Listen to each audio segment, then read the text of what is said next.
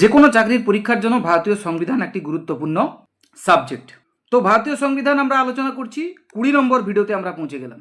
তো এখন শুরু করা যাক। কনসলিডেটেড ফান্ড থেকে অর্থ ব্যয় করা যায় কেবলমাত্র সংসদের অনুমোদন নিয়ে। এখানে কোশ্চেন, কনসলিডেটেড ফান্ড থেকে অর্থ ব্যয় করতে গেলে কার অনুমোদন লাগে? সংসদ বা পার্লামেন্ট। কনসলিডেটেড ফান্ড থেকে যা কিছু ব্যয় করা যায়, এটা একটা তহবিল, কনসলিডেটেড ফান্ড। তো এই কনসলিডেটেড ফান্ড থেকে কোন কোন খাতে খরচা করা যায়? প্রথমে রাষ্ট্রপতির বেতন ভাতা, অফিসের অন্যান্য খরচ, এগুলো সব কিন্তু কনসলিডেটেড ফান্ড থেকে দেওয়া হয়। আর কি কি জিনিস দেওয়া হয়? ভারত সরকারের উপর ধার্য যে ঋণ, সেগুলোও কিন্তু এখান থেকে আসে। সুপ্রিম কোর্টের ও হাইকোর্টের বিচারপতিদের বেতন, এগুলো কোথা থেকে দেওয়া হয়? পরীক্ষা আসতে পারে, এটাও কনসলিডেটেড ফান্ড। ভারতের নিয়ন্ত্রক ও মহাগণনা পরীক্ষকের বেতন ভাতা পেনশন, তাহলে ভারতের নিয়ন্ত্রক ও মহাগণনা পরীক্ষকের বেতন ভাতা দেওয়া হয় এখান থেকে। আদালতের রায়, ডিক্রি বা পুরস্কার, সেগুলো যখন দেওয়া হবে, সেগুলো যখন ঘোষণা করবেন আদালত, তখন কিন্তু সেই পয়সাটা কোথা থেকে দেওয়া হবে? Consolidated fund. সংসদ যে সমস্ত ব্যয় কনসলিডেটেড ফান্ড থেকে দেবে বলে ঘোষণা করেছে, সেগুলোও কিন্তু কনসলিডেটেড ফান্ড থেকে। অর্থাৎ এগুলো বাদেও সংসদ যদি বলে দেয় যে কনসলিডেটেড ফান্ড থেকে অমুক অমুক খাতে পয়সা দিতে হবে, তাহলে কিন্তু সেখান থেকে দিতে হবে। তাহলে সংসদই মূল কথা। কনসলিডেটেড ফান্ড থেকে পয়সাটা কিভাবে খরচা হবে তার সমস্ত ডিসাইডার হবে কি? সংসদ বা পার্লামেন্ট। তাহলে সংসদ এখানে কতটা পাওয়ারফুল। ভারতের আরেকটা তহবিল আছে যাকে বলা হয় কন্টিনজেন্সি ফান্ড বা আকস্মিক তহবিল। এটা গঠিত হয়েছিল কবে?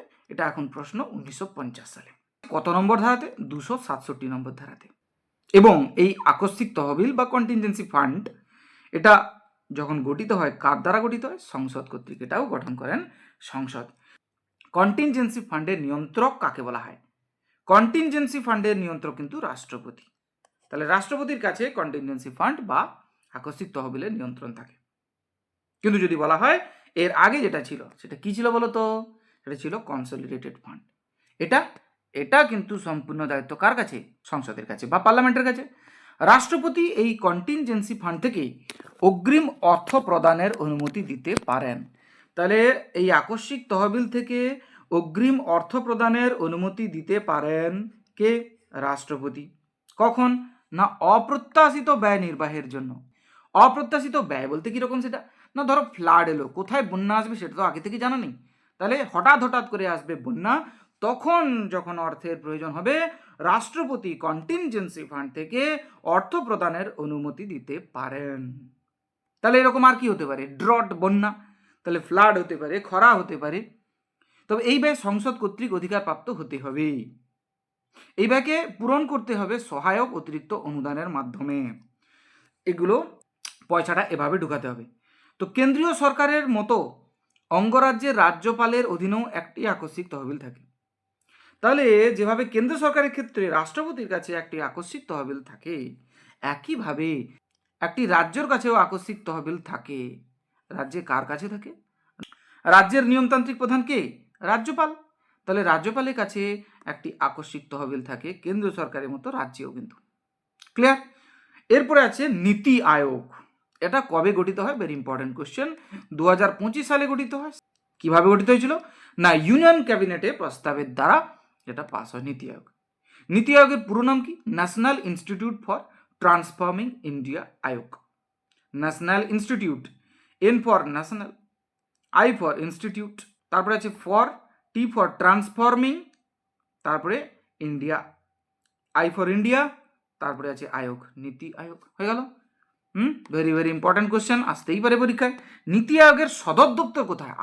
আরও বেশি ইম্পর্টেন্ট এটা, যে নীতি আয়োগের সদর দপ্তর নতুন দিল্লিতে অবস্থিত। কোথায়?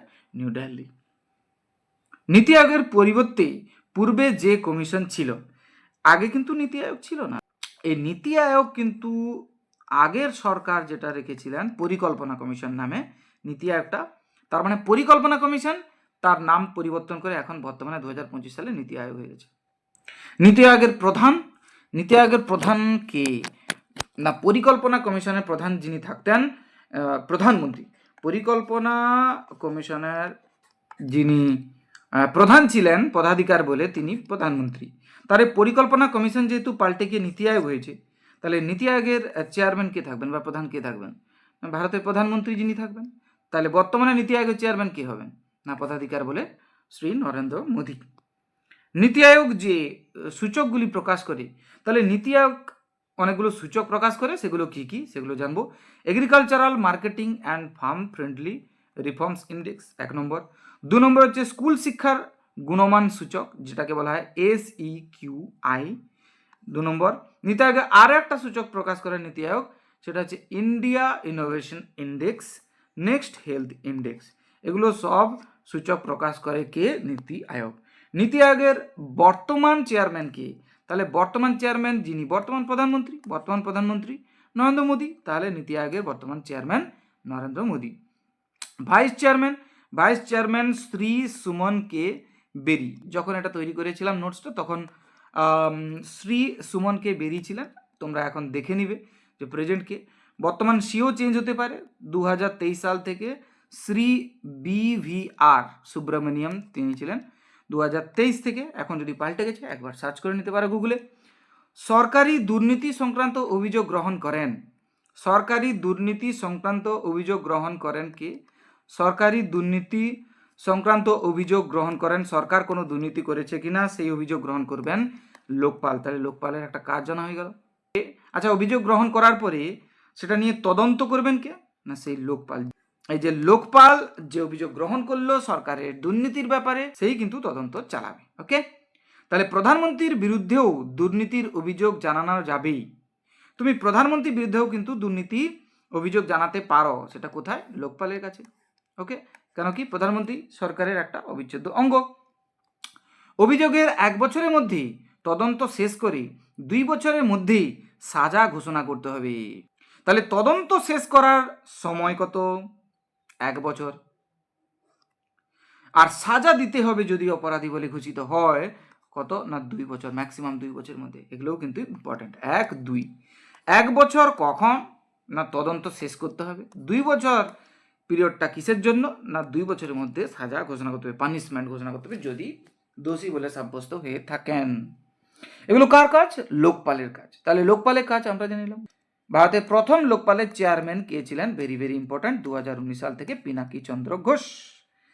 ভেরি ভেরি ইম্পর্টেন্ট, প্রথম লোকপালের চেয়ারম্যান, সভাপতি। ওকে, তাহলে সব থেকে গুরুত্বপূর্ণ কোশ্চেনগুলো আমরা কিন্তু দেখে নিচ্ছি। এভাবে আমরা পুরো সংবিধানকে শেষ করার চেষ্টা করছি। তোমরা যদি মিস করতে না চাও ভিডিও, তাহলে অবশ্যই চ্যানেলকে সাবস্ক্রাইব করে রাখো, আর ভিডিওকে কমেন্ট করে জানাও কেমন লাগছে। আর লাইক বাটন বলে একটা বাটন আছে, ওটাতে ক্লিক করে দাও যদি পারো। বন্ধুদের মধ্যে শেয়ার করো। Thank you very much. দেখা হচ্ছে তাহলে পরের ভিডিওতে।